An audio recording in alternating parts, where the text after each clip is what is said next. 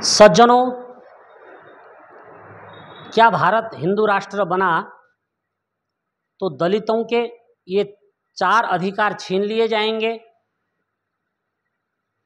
आज मैं इसी विषय पर संक्षिप्त रूप में अपने विचार व्यक्त करूंगा।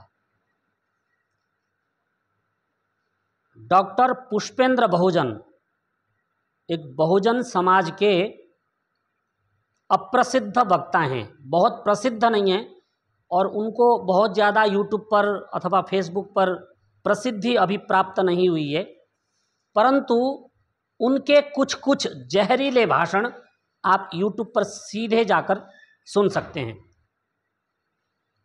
उन्होंने विशाल दलित सभा को संबोधित करते हुए कहा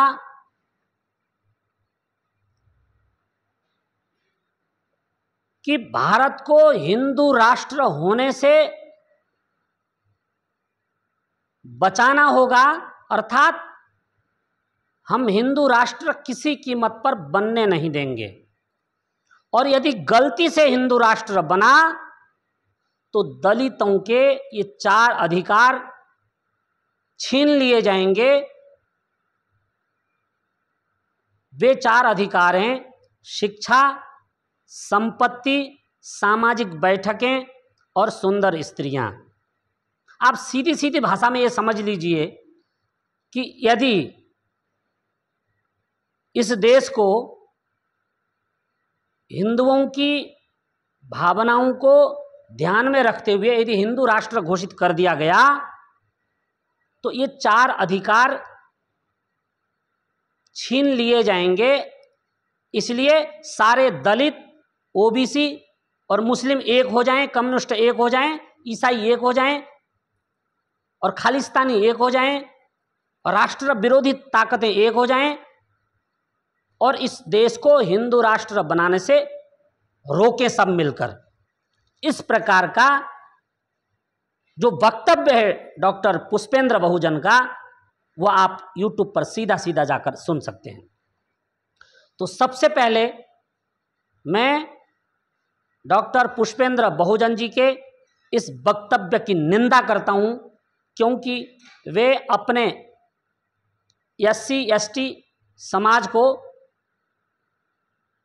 अंधेरे गर्त में डाल रहे हैं, भ्रमित कर रहे हैं और एक गलत जानकारी, गलत इतिहास तोड़ मरोड़ कर उन तक पहुंचा रहे हैं। और उन्होंने अपने भाषण में लगभग उनका घंटा 1.5 घंटे का लंबा भाषण था, उस पर उन्होंने बहुत सारी बातें कही हैं जो संक्षिप्त समय में तो यहाँ पर मैं उस चीज़ को बता भी नहीं सकता, क्योंकि मेरा संक्षिप्त समय है जिसमें मुझे अपनी बात पूरी कहनी है। वे कहानी सुना रहे थे कि दलितों का कैसे शोषण हुआ। वो कहानी इस प्रकार है कि राजा बृहद्रथ मौर्य के साम्राज्य में छल कपट से पुष्यमित्र नाम का ब्राह्मण घुसा और बृहद्रथ मौर्य को प्रभावित करके वो विशाल मौर्य साम्राज्य का सेनापति बन गया और कालांतर में उसने राजा बृहद्रथ मौर्य की हत्या की और सेना की मदद से अपने आप को उसने राजा घोषित कर दिया और इस कारण उसने दलितों के साथ अत्याचार किया। अब हम दलित जो है इन तथाकथित हिंदुओं के साथ किसी कीमत पर नहीं जाएंगे। यदि हम साथ देंगे तो मुसलमानों का साथ देंगे और दूसरे लोगों का साथ देंगे, परंतु हम जो देश की जो वर्तमान सरकार है, भाजपा सरकार, उसका हम साथ नहीं देंगे, क्योंकि जो भाजपा सरकार है वो इस देश को हिंदू राष्ट्र बना देगी। इस प्रकार उन्होंने बहुत लंबी चर्चा की, परंतु मैं आपको कहना चाहता हूं कि उन्होंने इतिहास को तोड़ मरोड़ करके पेश किया है। सच क्या है कि यह सच है कि राजा बृहद्रथ मौर्य के शासनकाल में पुष्यमित्र नाम का एक ब्राह्मण अपनी योग्यता से, ध्यान दीजिएगा, अपनी योग्यता से, अपनी शूरवीरता से राजा बृहद्रथ मौर्य के अति निकट पहुंचा और उनके दिलों में उसने राज किया। और उसकी शूरवीरता को देख करके राजा बृहद्रथ मौर्य ने उसको प्रधान सेनापति नियुक्त किया। और जब पुष्यमित्र शुंग प्रधान सेनापति बन गया तो उसने देखा कि जो राजा है उसका झुकाव बौद्ध धर्म के प्रति अधिक है, सनातन धर्म का विरोध कर रहा है, और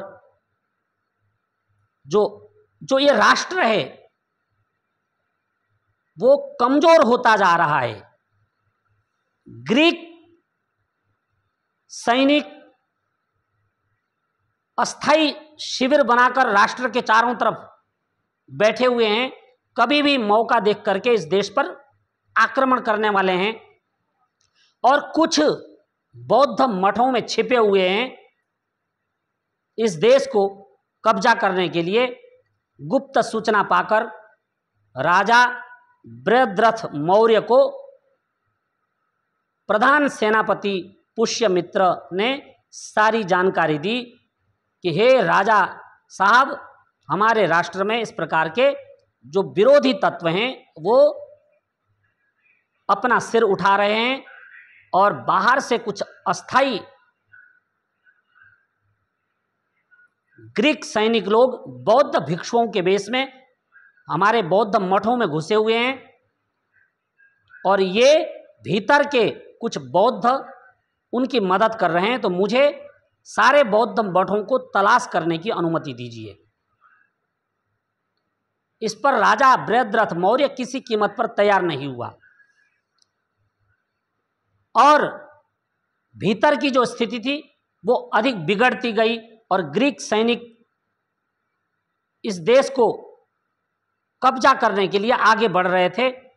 ऐसी स्थिति में जब राजा ने अपना झुकाव उन अराजक तत्वों के साथ किया तो उस स्थिति को देख करके इस राष्ट्र को बचाने के लिए पुष्यमित्र शुंग ने राजा बृहद्रथ मौर्य की हत्या की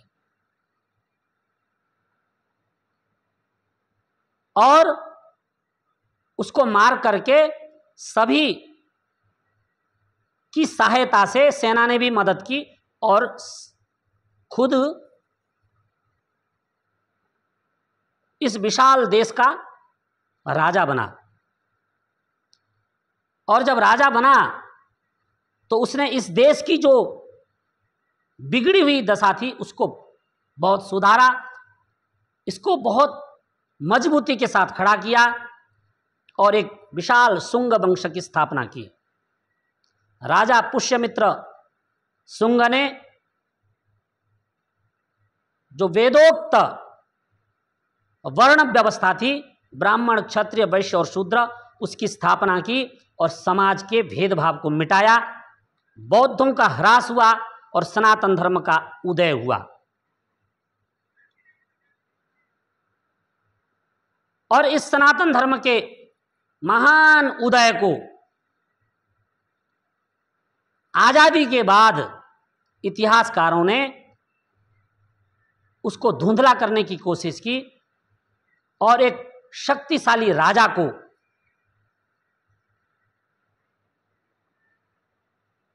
निकृष्ट दिखाने के लिए उसे कहा जाता है कि उसने अपने राजा की हत्या की। परंतु मैं कहना चाहता हूं कि राजनीति में हमेशा बहुत सारे ऐसे उदाहरण आपको मिल जाएंगे जिन सेनापतियों ने अपने राजाओं की हत्या की और वहां पर उन्होंने शासन व्यवस्था अपने हाथ में ली। और ऐसे बहुत सारे अतीत में भी और वर्तमान में भी आप देख सकते हैं। ये राजनीति में जो राजनीतिज्ञ लोग हैं ये करते हैं, अपने विरोधियों को ठिकाने लगाते हैं। परंतु इन कम्युनिस्टों ने इसको ऐसे तोड़ मरोड़ करके पेश किया है जैसे लगता है कि राजा पुष्यमित्र दलितों के विरोधी थे। परंतु मैं आपको कहना चाहता हूं कि राजा पुष्यमित्र दलितों के विरोधी नहीं थे और न दलित राजा समझ करके उन्होंने उसकी हत्या की थी, क्योंकि उस समय जो मौर्य वंश था वो दलित में नहीं गिना जाता था। वो विशाल शक्तिशाली सेना का महानायक था और उसको राजा के दुर्व्यवहार के कारण राजा को उसने ठिकाने लगाया और इस देश को बचाने के लिए शासन सत्ता को अपने हाथ में लिया। अब मैं आपको कहना चाहता हूं कि जो डॉक्टर पुष्पेंद्र बहुजन कह रहे हैं कि जब यह देश फिर से हिंदू राष्ट्र बनेगा तो इस देश में दलित, एससी, ओबीसी, आदिवासियों के साथ इस प्रकार का व्यवहार होगा कि वो शिक्षा, संपत्ति, सामाजिक बैठकें और सुंदर स्त्रियां उनको रखने का अधिकार नहीं होगा। ऐसा सनातन राष्ट्र बनने पर होगा, हिंदू राष्ट्र बनने पर होगा। सज्जनों, मैं आपको कहना चाहता हूं ये बिल्कुल गलत और झूठा वक्तव्य है। इसकी जितनी निंदा की जाए उतनी ही कम है, जबकि हमारा सनातन धर्म ही ऐसा है जो सभी को समान दृष्टि से देखता है। परंतु ये कम्युनिस्ट विचारधारा के लोग दलित समाजों के नेता बन करके दलित समाज को भ्रम में डाल रहे हैं। मैं आपको कहना चाहता हूं ऐसे लोगों से सावधान रहने की जरूरत है। क्या कभी किसी हिंदू राजा ने, हिंदू संगठन ने